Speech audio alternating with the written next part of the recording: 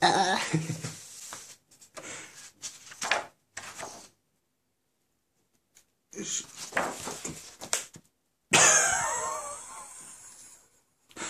Oh. Ouais. La Commune de Paris. Ok, c'est parti.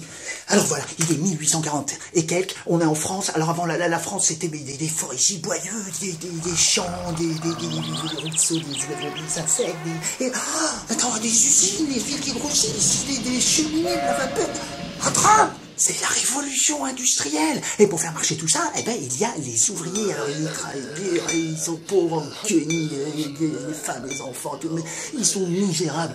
Et ceux qui font travailler les ouvriers dans leurs usines, ce sont les bourgeois qui, eux, ben, oui, les gens, ils vont dans des clubs, des filles en calèche, avec des robes. Et bon, alors le peuple des travailleurs, ben, il est fatigué, mais il est aussi énervé. Mais parce qu'il a fait la révolution en 1789, mais il n'a pas eu la République, il a eu Napoléon et puis le retour de la monarchie. Il a fait la révolution en 1830, mais la monarchie lui a fait tirer dessus et il a eu un nouveau roi, Louis-Philippe d'Orléans. Et ça y est, il est 1848. Le peuple se révolte, Louis-Philippe d'Orléans s'en va. Oui.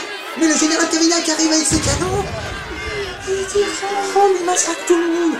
C'est donc une deuxième république, mais faite par les bourgeois qui arrivent avec à sa tête un président Napoléon, oui, enfin le neveu, non, même pas, oui, il fait un coup d'état comme son tonton, donc c'est le début du second empire. Alors les travailleurs sont pas contents du tout. Alors Napoléon fait une réunion, et qu'est-ce qu'on pourrait faire parce qu'ils sont pas contents? Oui, on pourrait creuser des grandes avenues dans Paris pour pas que le peuple il se révolte, il fasse très bien. Oui, monsieur Haussmann, vous en occupez, très bien. Quoi d'autre? Edmond Leboeuf, c'est Edmond le ministre de la guerre. On pourrait faire une guerre, bah oui, comme ça unit, on oublie tout, c'est fédérateur, oui. Contre qui?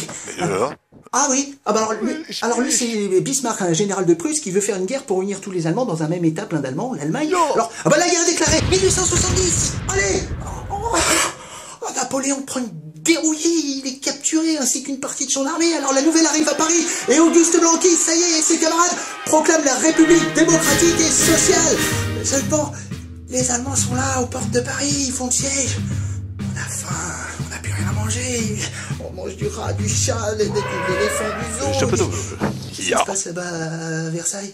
Alors, pendant que l'Allemagne est en train de naître sur la défaite française, certains républicains issus de la bourgeoisie, comme Adolphe Thiers, n'aiment pas les révoltes populaires, ils veulent l'ordre moral, ils signent la paix avec les Allemands. Oui, les Parisiens ne sont pas d'accord. Ils viennent pas à la paix. Ils se révoltent, ils créent un conseil communal, c'est la Commune de Paris. Alors qu'est-ce qu'ils font, les Versaillais? Ils font rentrer l'armée qui a été libérée par Bismarck, l'armée française dans Paris. Ils disent, Servassa, Belleville, Montmartre. Et donc l'ordre moral est rétabli, et c'est le début de la Troisième République, celle des Versaillais. Et pour symboliser cet ordre moral, les Versaillais font construire une grosse pâtisserie bavaroise, une église sur le sommet de Montmartre. Oui, pardon, oui monsieur, on n'oubliera pas, c'est un sacré coup au cœur pour les Parisiens.